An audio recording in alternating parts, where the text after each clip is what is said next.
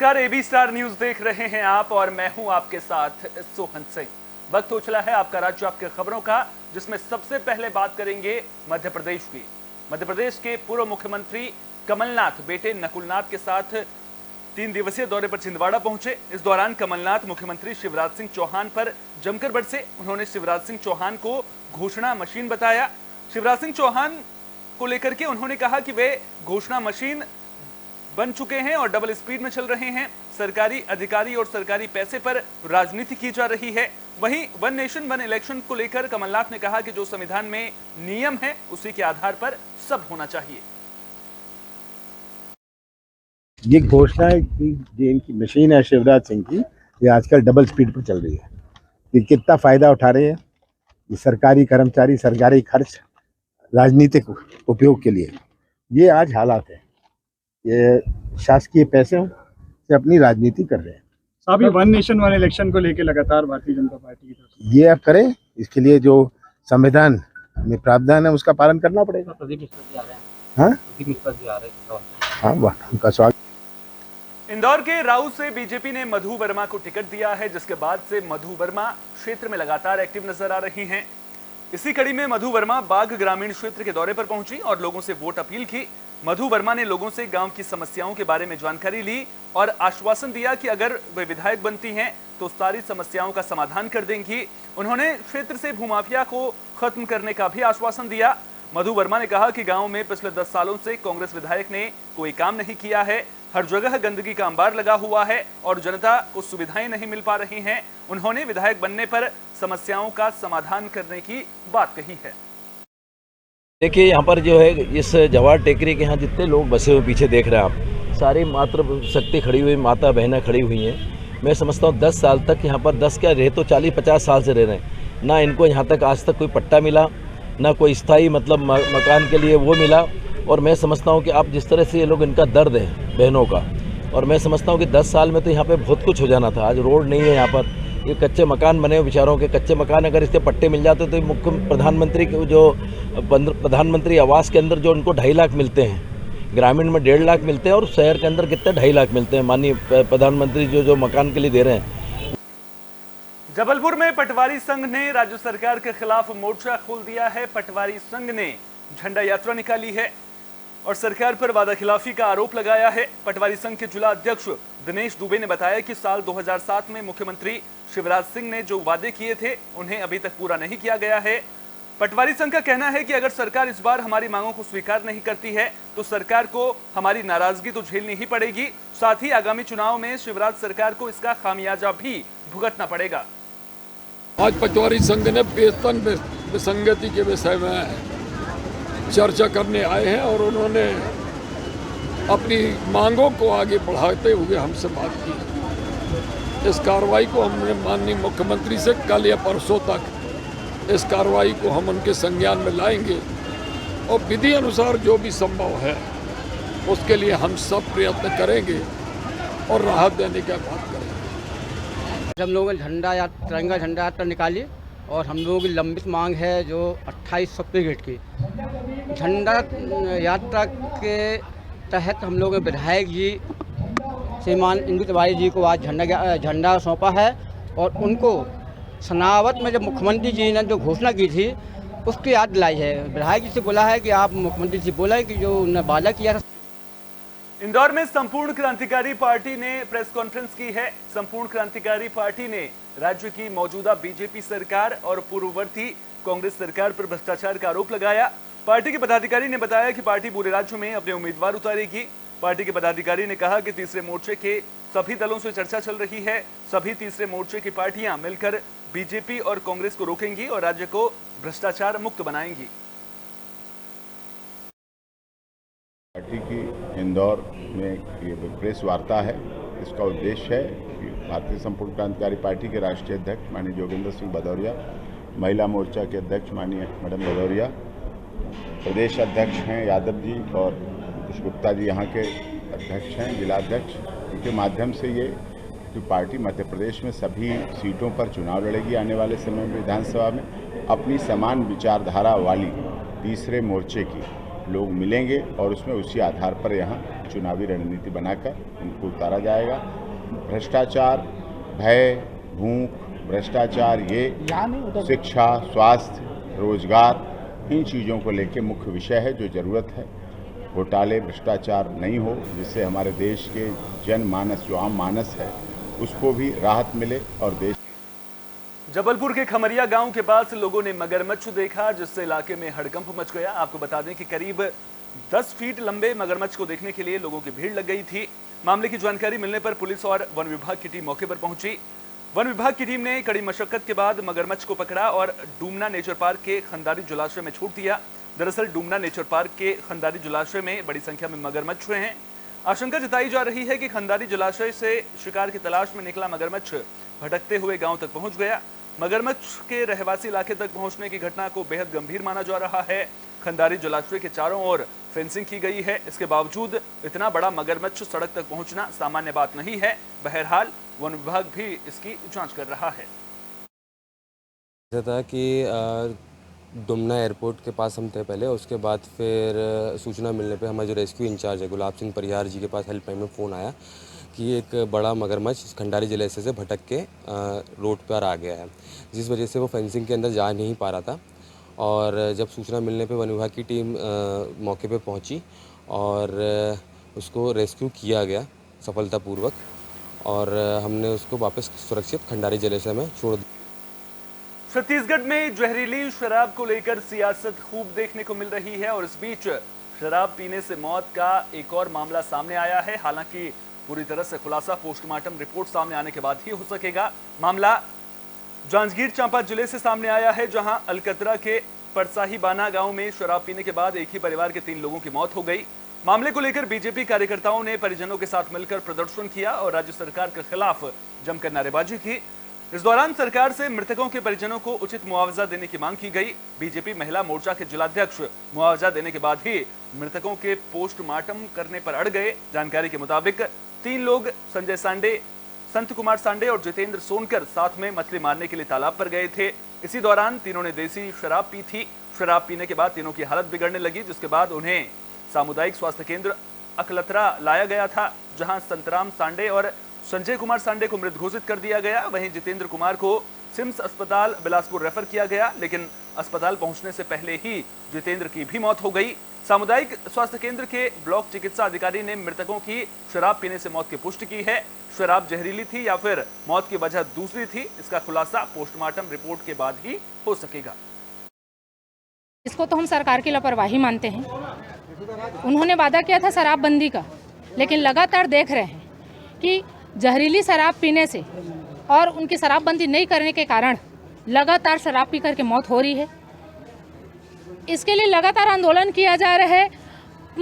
सभी पत्रकार बंधु भी लगातार इस खबर को डाल रहे हैं और वहाँ की घटना को लेकर परसाही की जो घटना हुई है 2 दिन पहले ही न्यूज़ में और वहाँ के सरपंच द्वारा भी शिकायत किया गया था कि यहाँ अवैध शराब बिक्री हो रही है। तो इसमें प्रशासन और ये कांग्रेस सरकार की लापरवाही है, जिसके कारण एक ही परिवार का पूरा परिवार उजड़ गया है। आज सुबह 10 बजे संत कुमार सांडे, संजय कुमार सांडे और परसाही बाना से इनकी 2 को अस्पताल लाया गया एकदम अर्जेंट हालत में, जिस समय की दोनों की मौत हो चुकी थी। और तीसरे जितेंद्र, इसकी हालत काफ़ी गंभीर थी, जिसको तुरंत ही इलाज उपरांत बिलासपुर रेफर किया गया, जिसकी रास्ते में जाते जाते भी पता चला कि उसकी भी मौत हो गई है। और ये इनका जो था कि शराब पीने के बाद ही पेट में दर्द हुआ, उसके बाद इन लोग की हालत बिगड़ने लगी, जिसके उपरांत इनको। बुलेटिन में बात छत्तीसगढ़ के गरियाबंद की, जहां आदिवासी समाज का प्रदर्शन देखने को मिला है। आपको बता दें कि गरियाबंद की जेल में वन अतिक्रमण के आरोपी की मौत हो गई थी, जिसको लेकर आदिवासी समाज ने नेशनल हाईवे 130 को जाम कर दिया। गरियाबंद जिला मुख्यालय के तिरंगा चौक पर सैकड़ों की संख्या में आदिवासी समाज के लोग मृतक के परिजनों के साथ मिलकर प्रदर्शन करते नजर आए। इस दौरान प्रदर्शनकारियों ने वन अफसरों का पुतला भी फूंका। मामले की जानकारी मिलने के बाद गरियाबंद अनुविभाग के अफसर पुलिस बल के साथ मौके पर पहुंचे और लोगों को मनाने में जुट गए। कैदी की मौत से नाराज आदिवासी समाज के लोगों ने वन विभाग के अधिकारियों पर कार्रवाई के अलावा मृतक के परिजनों के लिए 1 करोड़ रुपए मुआवजे की मांग की है। बता दें कि 28 अगस्त को गरियाबंद परिक्षेत्र के अफसरों ने ढितरी डूमर के भोजराम ध्रुव को वन अतिक्रमण के आरोप में जेल भेज दिया था। गिरफ्तारी के दूसरे दिन ही उसकी तबीयत बिगड़ गई थी, जिसके बाद आरोपी को रायपुर सेंट्रल जेल शिफ्ट कर मेकाहार में इलाज कराया जा रहा था, लेकिन कैदी की मौत हो गई, जिससे आदिवासी समाज आक्रोशित नजर आ रहा है। एक आदिवासी युवक है भोजराम ध्रुव, जेल फॉरेस्ट विभाग के द्वारा वाला घर से उठा के ले जाए के बाद दूसरा तीसरा दिन में वो बीमार हालत में वाला मेकाहारा रिफर करेगी। आज परिवार जन ला पता चलते 8 दिन बाद कि ओकर मौत हो गए है। आज अब वो मौत हो गए है। एकर 1 साल पहली वन विभाग के द्वारा ओकर जमीन में जो खेती करत रही सो जमीन में सर्वनाश डाल के खत्म कर दे रही से। वहाँ जेल में डाली से ओकर बाद ओकर बिहान दिन ओला वहाँ ले गए गरियाबंद से मेकाहारा ले गए। ओला बोले तबियत खराब है सर मत ले जाकर। 29 तारीख के हर एक बीते बात है और बोले कि सारे का तबियत डाउन है, खाना वाना कल से खाया नहीं है, मत ले जा करके। तो ना धमका चमका के ले गए वहाँ। मतलब नहीं हमारा न्याय चाहिए मतलब चाहिए। जितरी डूंगर में जो वन विभाग द्वारा कार्रवाई किया गया था उसमें एक व्यक्ति को भोजराम ध्रुव को जेल निरुद्ध किया गया था। उसकी जो है मतलब तबीयत खराब हुई जेल में ही और उसको हॉस्पिटल ले गया गया था जहां उसकी डेथ हो गई है। इस बात को लेकर के जो है ग्रामीण और कुछ समाज के लोग जो है चक्का जाम किए हुए हैं। अभी बातचीत चल रही है, जल्दी इसको जो है हम कोशिश कर रहे हैं कि इनको जल्दी ही सड़क से उठाया जाए और आगे जो है हम बातचीत करके इनको समाधान करेंगे। 4 घंटा हो गए हैं सर। नहीं, बहुत जो है हम प्रयास कर रहे हैं, बहुत देर से बात भी हो रही है लेकिन इन लोग अभी एग्री नहीं हो रहे हैं। कोशिश कर रहे हैं कि वो मतलब जल्दी से जल्दी कर पाएँ और निश्चित। बुलेटिन में बात हरियाणा की भी कर लेते हैं, जहां आशा वर्कर्स का हल्ला बोल लगातार जारी है। यमुनानगर में भी पिछले 28 दिनों से आशा वर्कर्स प्रदर्शन कर रही हैं।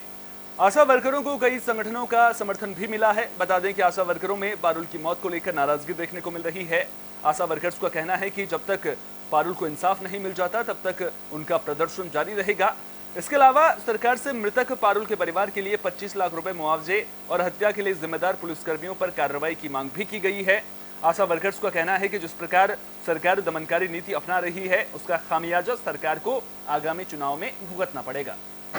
सर, ये हमारा मामला ये है कि हमारी एक आशा बहन जी थी पारुल, जिसकी पुलिस के दबाव में और विधानसभा पे जा रहे थे, उसमें पुलिस ने जो अपना बहुत घटिया हरकत की है, उसके जो है पुलिस के दबाव से उसको वहाँ पे बेहोशी आई, उसके बाद उसकी डेथ हो गई।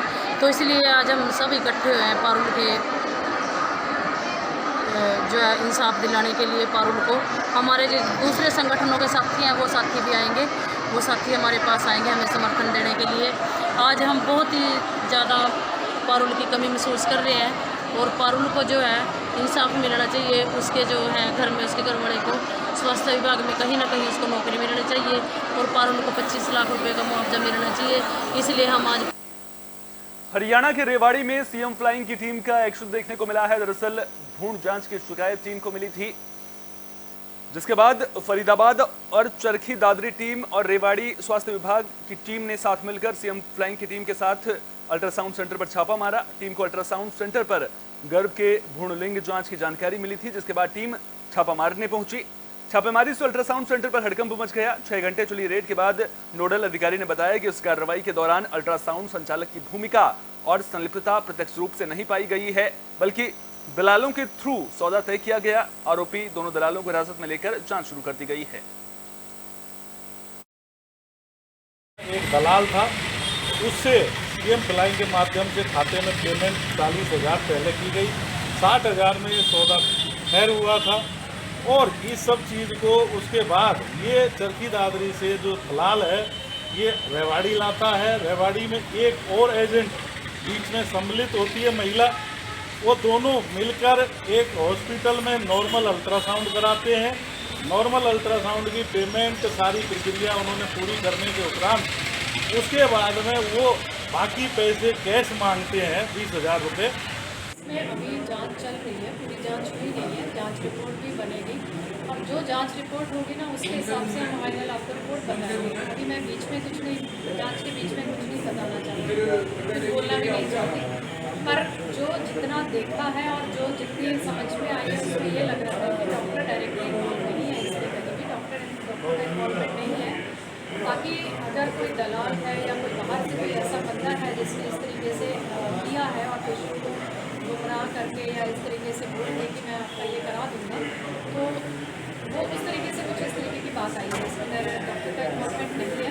फिर भी जब फाइनल रिपोर्ट आई थी तो हम लोगों को ज़्यादा लोगों से कहूँगा कि समाज में ये बात फैलाए कि रेवाड़ी में किसी भी अल्ट्रासाउंड सेंटर पर कोई भी एसडी नहीं होती है। कोई भी दलाल यदि आपको फंसाता है तो उसमें ना फंसे। ये समाज में ये बात फैलाए। धन्यवाद। देखिए, ये कार्रवाई ना सबसे ज़रूरी चीज़ ये समझना है कि सरकार के लिए तो एक स्टेप हो सकता है, लेकिन एक डॉक्टर के लिए मौत के समान है, क्योंकि एक प्रोफेशन बनाने में इतने साल लग जाते हैं। और ये जैसे आज भी एक मुझे लगती है अधकचरी से एक न्यूज़ दे दी गई थी अभी 1-1.5 घंटे पहले कि जी डॉक्टर जांच करते हुए पकड़े गए, जबकि जिसमें कोई सत्यता नहीं है। अब ये जल्दबाजी में इस तरह की न्यूज़ देना, एक तो ये गलत था। एक तो मैं तो अभी हमारे सेक्रेटरी साहब ने कहा पत्रकार भाइयों को ये कहूँगा कि कोई भी न्यूज़ जब तक फाइनल ना हो, खबरों में ना सेंसेशनलाइज ना किया जाए, जिससे सनसनी बन जाती है। सूचना मिली थी कि रतन अल्ट्रासाउंड पर सीएम फ्लाइंग की रेड हुई है, तो जो हमारा मैं चौकी इंचार्ज का काम कर रहा हूँ, तो ये हमारा एरिया पड़ता है, तो सुरक्षा की दृष्टि से अभी हम यहाँ पर हैं। और ये जो IMA की टीम भी है और सीएम फ्लाइंग की जो जांच रिपोर्ट में जो ये देंगे, उस आधार पर FIR दर्ज होगी। FIR दर्ज होने के बाद जो इन्वेस्टिगेशन आएगा वो आपको बाद में बता दिया जाएगा। अभी जाँच जारी है, अभी हम कुछ नहीं कह सकते इस मामले में। बुलेटिन के आखिर में बात फरीदाबाद की पृथला विधानसभा की भी कर लेते हैं, जहां लोगों को बड़ी सौगात मिली है। विधायक नयनपाल रावत ने प्याला सिकरी रोड के निर्माण कार्य का शुभारंभ कर दिया है। दरअसल पिछले काफी लंबे वक्त से सड़क जर्जर होने की वजह से स्थानीय लोगों को परेशानियों का सामना करना पड़ रहा था। अब ये रोड 9 करोड़ 40 लाख रुपए की लागत से 3 महीने में बनकर तैयार की जाएगी।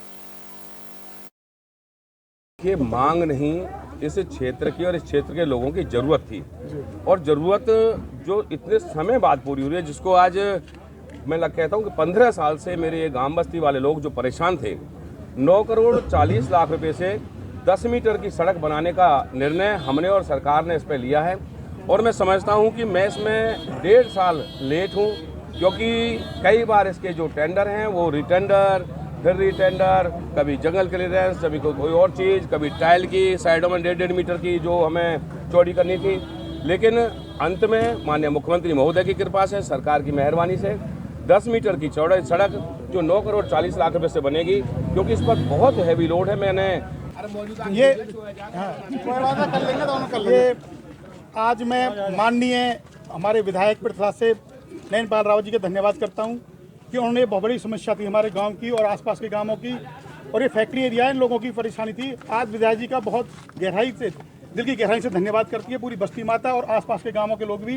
ये बहुत सराहनीय काम हुआ जो आज इस रोड का काम शुरू हो गया और उद्घाटन हो गया। कंपनी भी है यहाँ पर, भारत पेट्रोलियम और इंडियन ऑयल भी है और भारत गैस का एजेंसी भी है। कितना फायदा मिलेगा सर? सबको काफी फायदा मिलेगा। माने यही परेशानी थी और परेशानी नहीं है। इस बुलेटिन में मेरे साथ इतना ही। अपना बहुत बहुत ख्याल रखिए। देश और दुनिया की तमाम अहम खबरों के लिए देखते रहिए AB स्टार न्यूज।